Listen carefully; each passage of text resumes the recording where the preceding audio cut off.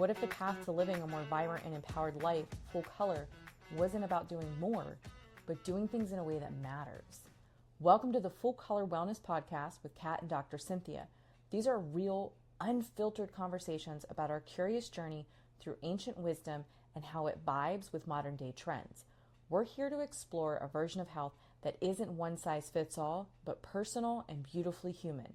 Are you ready to say yes? Let's dive in. We're almost halfway through season 3, where we've been exploring relationships from every angle. We started with a gentle nudge, how to assess the relationships in your life, and then in episodes 3 and 4, we zoomed in on the most important relationship you'll ever have, the one with yourself. This season is all about awareness. Each week, we've been unpacking a different facet of relationships and how it directly impacts your foundational health. One week is a deeper conversation, and the next is the 5-minute challenge to help you actually integrate what you've learned. And if you want to go deeper, everything is supported by our companion relationship workbook that we've linked in the show notes. Today, we're turning toward the relationships that shape us earliest and deepest, family and partners. Take a moment, listeners, and just think about your family and partner relationships that maybe are still hitting a little harder than some of the other ones. What are the ones that are kind of sticking out for you? For me, one of the earliest examples I have is little Katie around 7 years old, and my grandmother takes me for a car trip. Woohoo, we're going to have fun. Next thing I know, we are rolling up to the veterans home. She proceeds to walk my shy little self into this room full of old people who I don't know. They're all strangers. And there's like a fair day set up, right? Like, I know what these are. I have these at school. These are lots of fun, but there are no kids in this room. She goes, "Oh, honey, we're going to spend all day here." Great. We walk up to these those cartoon characters where it has the hole and you stick your little face in it? Yeah. So those are at the booth where we are. Cool. Then Grandma pulls out pie. I love pie. 7-year-old me, could not get enough of them. I definitely got enough that day. My job was to stick my cute little face in the hole of Goofy while the people proceeded to throw pie pans of whipped cream at my face. Then they would wash my face off with water guns. Yeah, I'm dead serious. That sounds like trauma. But this was my first experience with volunteering. And it sounds like something a 7-year-old would hate doing, but these people would just light up. I mean, I was the only kid there. I was hamming it up. This day really stuck out for me because it was the day that I learned something that was valuable to everybody else in my family. How to get whipped cream out of your nose? No, not that one. No, it's volunteering and acts of service for others and for our community, because it wasn't just my grandma, Sabrina. It was also my dad's mom, my grandma, Pat. She taught me the value of showing strangers kindness and care. She would hold people's hands and sit and listen to them. She was the one that people would call in the neighborhood when they had an emergency. And it also flowed through to my parents. My mom was in social work, and my dad's always been the guy you call when you need a truck, whatever it is. These are kind of the family norms that started shaping me really, really early in my life. I mean, it's proof in who I am today. Recently, you and I were talking about what it would be like if we moved into one of those senior retirement. You remember that? 50 plus community or 55 plus community or whatever it is. Yeah. So for those of you who aren't in the Northeast right now, we have been slammed with ice, and I got to tell you, I am tired of taking care of it. So it's kind of attractive thinking about this, in the future. I would be the person driving everybody around to their appointments, blinging out their walkers with my, glue gun, leading all the craft circles. And for me, it was pretty clear. It's not like I sit down and make decisions that this is what I'm going to do today, this kind of stuff. It's just me being me. But it's because it aligns with these family norms that I started to learn really early in my life. My family, through their behavior, taught me what felt safe. They showed me what kind of behaviors I received rewards for, and also what they expected of me. when I kind of think about all of this and the feel-good part of it, I'm guessing there's probably some science behind why we have my family to thank for my bleeding heart. And we do. It's 100%. I've heard you talk about your grandmothers in particular. Yeah. And how much they've shaped you. And you are that person, you said. That is the truth. In terms of the science, for sure, we're shaped by our early experiences and the early environments and who we're around. And when you spend that much time with your family, you're shaped by that. There's a system theory. I'm going to talk about some theories today in general high-level terms. Bowen Family Systems Theory, which basically says when you're looking at a family, 1 + 1 doesn't equal 2. 1 + 1 equals 5, for example. Okay. Help me understand that. Meaning that the sum is more than its individual parts. You take these individual people, you put them together, but when they're together, there are things that have been built around being together and growing up together and living together. If you've ever known someone or been in a relationship with someone or even a friend, whatever it is, and you go to their house with them for a holiday, for example, you might be surprised at what you see or how this person interacts or what plays out. So someone you thought might be a strong personality, you go home with them and you can't even believe how their family talks to them. Okay, or you can't believe what they allow to happen or be said. So when you're saying 1 + 1 equals more than 2, what you're saying is, let's say you and I are a family system. You're going to show up, that's 1. I'm going to show up, that's 2. But there's this third element that shows up, and it's kind of this shared dynamic that we have. Exactly. It's the communication between us or among us. Which is different than how we communicate individually. Okay. It's the emotional transactions that take place within that family system. The roles we each play that are established very early on, and we keep playing them out. Okay. We have a role to play there that we might not play somewhere else. So this system's unique. And if I were to look at you and sit down and have a conversation with you, I couldn't understand the whole system without looking at the system as a whole. Right. Okay. Yeah. Does that make sense? Unfortunately. And there's things that go on within these systems. I mentioned roles. Right. You might be the peacekeeper, or you might be the antagonist, or the troublemaker, whatever it is. Or the favorite. Or the favorite, the youngest, the oldest, whatever it might be. One of the other things that can go on is what's called triangles in this theory. So this is within the Bowen theory. Okay. If you have a relationship within a subsystem, so you can have subsystems, which might be parent and child, brother and sister, between those two, when you want to distribute tension, you bring in a third party.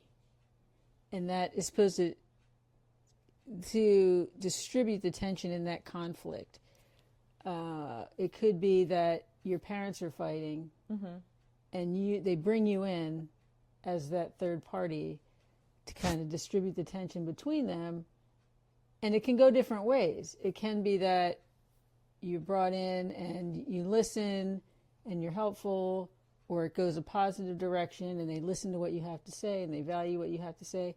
Or there can be alignments where you always side with your mother against your father, or your father uses you against your mother, or you cause tension between your parents because of your behavior. So there can be these different things going on in these triangles. It can be positive or negative. Okay.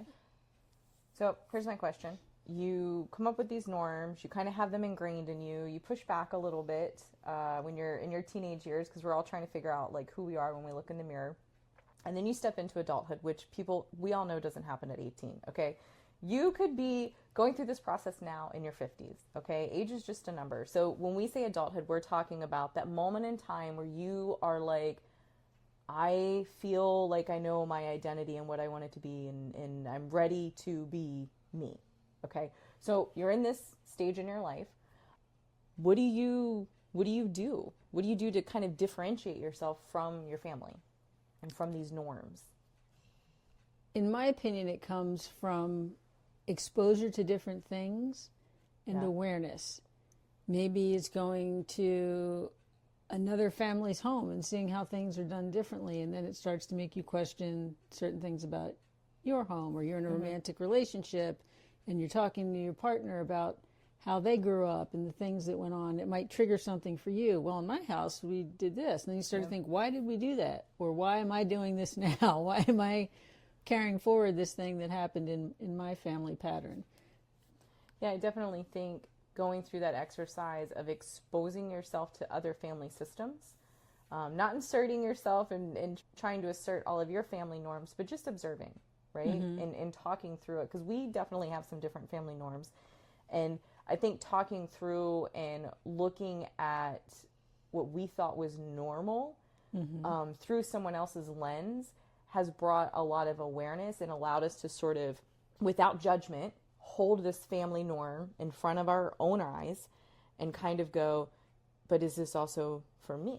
What resonates for me, and what do I want to hold on to? Exactly. And you can also think that you're separated from that, and things can snap you back into that. You can be in a pretty good space or feeling confident in who you are and get back into that family situation at a holiday, etc. Some people dread getting together for the holidays, and it can potentially be because that's not who you are anymore, or that's not how you want to interact anymore. And now you're back and you're part of this family system, and you know your role, and it feels familiar. Now. No, I mean, but familiar, but uncomfortable. Yes, you want to change it. People don't like that. You're part of this system. You have your part to play. They want to keep you in that part, and you can get pushback, and it can be very uncomfortable. And your timing of when you want to show up a little bit different in your family system can, I think, impact how difficult this process is.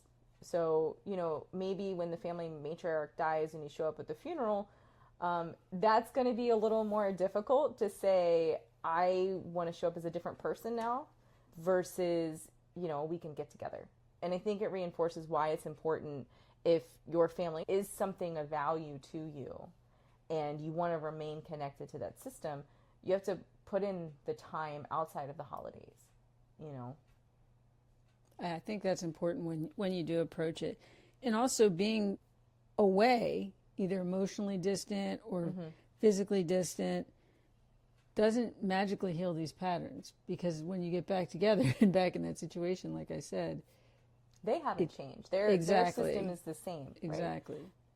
So let's take a beat and talk about what it is like to step away from the family system, because I know that has been part of your journey, and we talked about your willingness to kind of share it today, since this is our unfiltered podcast. So this is me teeing you up. Yeah. I did step away for a time, and it was helpful for me to help me understand better who I am and to grow into that outside of the family system. It was a family system that was very tight, ride or die, bury the bodies with you, that kind of thing, but also had very poor boundaries and no real accountability. So yes, we love each other, we'll do anything for each other, but we're also not going to hold people accountable for what they do that isn't great.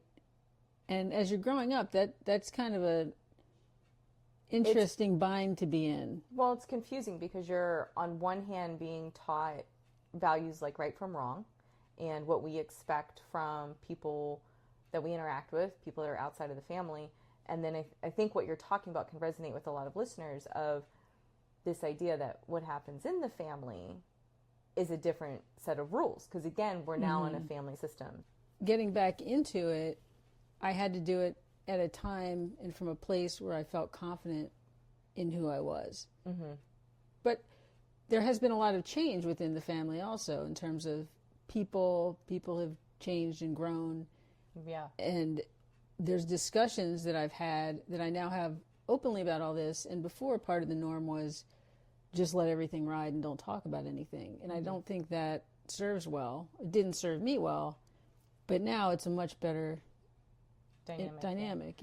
Well, and I also think that when we look at the subsystem and we think about kind of the triangles that you talked about earlier, the decisions to accept people's behavior, you may not necessarily be part of the triangle that has all of the information about why we kind of go along to get along, right? And sometimes we don't discuss all of that with the younger people in the family or the people outside of these sort of subsystems in the family. So I think it's just an interesting perspective to bring in, that the going along to get along is a very complex nature of these family systems. And I mean, it's, you know, something that resonated for me as well within my own family. Now, I haven't ever truly stepped completely away from my family, but I've certainly had moments where there's been these really intense, like, boundary setting moments. One of them was around a conversation in which I needed to understand what family, the definition, like what family means to other people that are in my system. And it was a really hard, you know, recognition that it was different. And the biggest thing that became different was this sort of like obligation, this burden. So one person kind of feels like you don't go against the family. Like, it doesn't matter what they do, they're family and they're there and you accept them, and kind of that's what it is. And I just don't feel that way. But that's 100% something I stepped into in my adulthood, was this willingness and this desire to say, when you violate me, whether it's physically, whether it's emotionally, whether it's morally, ethically, whatever it is, when I feel that you have violated something that is vital to who I am, and I communicate back with kindness, this is not okay, please don't repeat this, and you continue to do that, I'm not going to keep showing up for you. I am not going to be your ride or die in your corner. And I feel as a human, I have a privilege to say something like that. And it doesn't go away just because they are family. And that is not, 100% in alignment with my family system. Nor do I think that they felt comfortable when you shifted. No, they didn't. And I think this is also, something, a struggle that we see. Let's get real. It's unfiltered. I'm a woman. Most of us have had some type of trauma in our childhood that we don't talk about. And our families don't talk about it because maybe they don't know, maybe they're not sure, maybe they don't know what to do with it. And when you become an adult and you're trying to stay within your system, but you internally need to heal. So you need to communicate your boundary, and someone pushes back and wants an explanation for that boundary. So you give it to them, whether it's their business or not. It really makes it hard for them to now accept this person I love and care about, who's my family, has been violated and harmed by this other person who is my family. And my system rules tell me I have to ride or die for both of them. That's a really hard foundational question to solve for people. Mm-hmm. I guess I'm sharing all of this from my point of view so listeners can hear I'm not angry about this situation. I am not continuing to be hurt by the situation. I also understand how complicated this is for the other people that still exist in this system, who haven't hurt me, who I do love and care about. And that's really the best you can do. I think it can be complicated when the system expects you to show up the same way and to push back against this and challenge in a way that's really not acceptable. Well, and that's why we didn't start this season out with this episode. We started it out with assessing your relationships first, because people, I'm going to tell you right now, to get through the family system adjustments, you're going to need a support network. You are going to need people to remind you that you are worthy, you are human, you deserve to ask to be respected with your boundaries. So we started with assess your relationships. And then the second big topic we introduced was a relationship with yourself. People, this is coming from our own personal journeys. I had to get to know me and what was important to me 100%. In order to fairly communicate my boundary with my family and begin to try to change our family system, right? Yeah, please don't take this as any indication that we think this is easy. No. At all. It's one of the most difficult things, I think, that you can do sometimes. This is fundamental from early on, and you've changed, you had an understanding of yourself, you know what you need and who you are, and now you're rubbing up against what you grew up with, what you're used to, who you might be around quite a bit, and you want to make a change, and that's not easy. Yeah. I think, we've talked about this with ourselves, with our other friends and other family members, and something that kind of comes up repeatedly is this idea of like choosing reciprocity, right? This like two-way street of a relationship as a requirement. My niece, who is actually my chosen family, is where I learned this from first. And it's because she is not going to show up for somebody 100% more than they're showing up, right? She expects that give and take in all of her relationships, including in her family dynamics. And that was novel. That was a novel idea for me. But I've embraced it, and it has been something that we have been able to return to in evaluating these changes in these relationships and kind of working through these complicated systems. So let's talk about why it's so hard for us to do this. I think it's hard, one, in these systems, you might feel obligation, you might not be 100% steady with who you think you are. You really have to do that assessment and have self-awareness, or they're going to push your position and you're just going to waffle, or maybe not have some self-doubt about it. You might think because you're different from the system that something's wrong with you. And that is absolutely, not a good feeling, and it's not the case. It's just you're showing up for yourself now and taking yourself more into consideration. And, you might feel guilty. There might be a lot of manipulation going on in the system to make you continue to behave within your role or the same way that you have. Oh, look how you're hurting Mom. You're really not showing up for your brother. All these different things that can really wear you down. So I think those are the reasons why it's so tough. For me, this first kind of came up when I was listening to Brene Brown. Like, I'm sure many of you all have listened to her before. And she talks about shame, right? And shame kind of being the root of this. And as we were exploring family relationships, fear and shame continually show up very strongly in family relationships. So I want to talk about from a traditional Chinese medicine, ancient wisdom perspective of like how we look at fear and shame and how we can use these ancient wisdoms to kind of navigate our way through this excess emotion. So first of all, in traditional Chinese medicine, everything is energy. That includes emotions.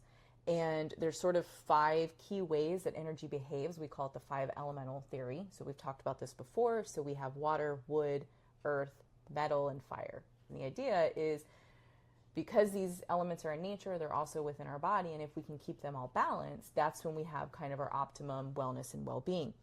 So fear and shame, the emotion of fear and shame is tied directly to the element of water.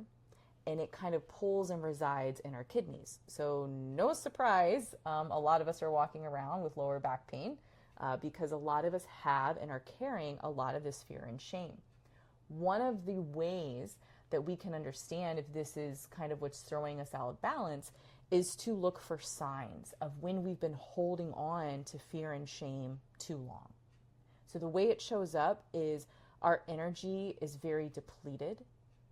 We have this sort of like emotional heaviness that's happening with us.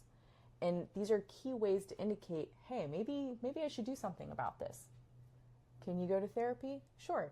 Can you talk with your doctors? Yes. Can you go to your support network? Absolutely. Do all of these lovely things. I'm going to talk with you about some support tools that traditional Chinese medicine uses. Their goal is going to be to rebalance this water element, this kidney energy that you have. And you can do this through meditations, through Qigong or Tai Chi. You can use acupuncture. They're all really nice, kind of tangible physical support tools. But another accessible way to do this, kind of like an easy win, is we talk about balancing these energies. If you can have an excess emotion, then that means you can also have like a balancing virtue to it, right? So all of these emotions have a paired virtue tied to it. Now, fear and shame is tied to and balanced by the virtue of knowledge. And when I heard this, people, I mean, it was like a stadium of light bulbs went off. I'm like, oh my God, every time I've been scared of something, every time I've had too much fear, I have somehow intuitively known to go out and educate myself on it. So snakes, oh my God, I still don't love them, but I have gone to classes, I have gone to like touch and feel experiences. You know more about them. Right. It's amazing, yeah, because you learned so much about them because I was fearful of them. Mm-hmm. The same thing with water. I was scared to jump into water or dive or swim for years, and I just had the shits of it. So I went snorkeling. I got my certification to go diving. I started taking swimming lessons, and y'all, I love the water. She paddling, does. kayaking. I've had to do a lot of snorkeling. Yes, I absolutely love it. So if you are experiencing kind of this extra fear and shame, and you need to plan out how to access all of the support tools, a really quick win is to just start leaning into this virtue of knowledge. Start to understand and think about this pattern. What is the pattern in your family system that's causing this fear and shame to come up from? And then asking yourself, is this fear and shame still serving me? Once you identify a pattern, I always envision it as a circle with arrows. So one thing happens leads to the next thing. Mm-hmm. And when you identify a pattern, the nice thing about that is you can see the point of interventions clearly. Yeah. Where I can break between here and here. I could do something between here and here. So someone says something, I get upset, we argue, we cry, we have a makeup talk, mm-hmm. and then we're okay. And then someone says something and you repeat. Again. And I might look at that pattern for a while and think, what can I control within that pattern? I can change my reaction. Yeah. So if someone says something, I'm not going to react the same way, and hope, see how it plays out differently, and how, and again, it's what you can control. You can't control everybody's reaction. Yeah. But keep it up and be consistent. You want to rewire things. You want to update this thing. You want to, again, as we've talked about in other podcasts, do the same thing over and over so it becomes ingrained. Yeah. And people learn what to expect. Oh, this is different now. Yep. One of my favorite disruptors, when you talk about kind of controlling your reaction, is to not verbally be defensive of myself, right? I may still feel defensive internally, but what I vocalize instead is a question. Well, how did you come to have that opinion of me? Why are you feeling this way? Where did you get that information from? And you have to ask it in a way that sounds like you actually are being curious, not being sassy, right? Like it has to sound kind of genuine, but it's a really good disruptor to those patterns, because a lot of us react, we don't question.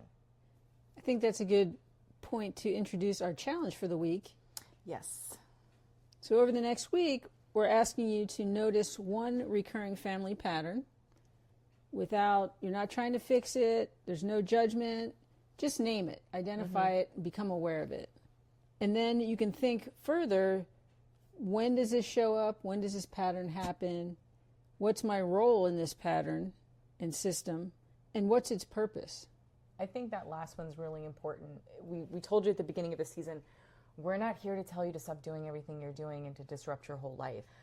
I strongly want to remind you, as you go through the challenge this week, or just your thoughts in listening to this podcast, be gentle.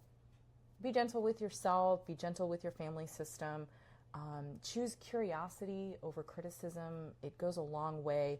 And kind of remember, you're learning a system that you didn't choose, but you can choose how you're relating to it now.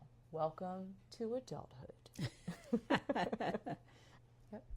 Thank you so much for joining. If you want to dive deeper, check out our Season 3 companion workbook in the show notes.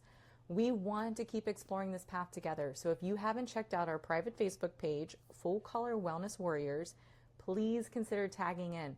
Let us know what you think of the season so far, or even better, maybe share your own personal pie-in-the-face happy memory with us. Before you leave, please share the wealth of health by liking and subscribing to our channel. And remember, this is your journey. It's all about taking these small, meaningful steps towards a healthier, happier you. Full color. Until next time, say yes to your well-being and take care.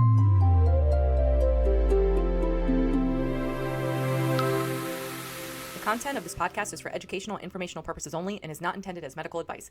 Please consult a licensed healthcare provider before beginning any new health practice. Do not ignore or delay seeking medical advice because of something shared in this episode. If you're experiencing a medical emergency, call 911 or visit your nearest emergency room. Listening does not create a practitioner-client relationship. Yes to Holistic Health makes no guarantees regarding outcomes based on the information provided. Copyright notice, Yes to Holistic Health, all rights reserved. This content may be shared for nonprofit educational purposes with credit to Yes to Holistic Health. No commercial use without written permission.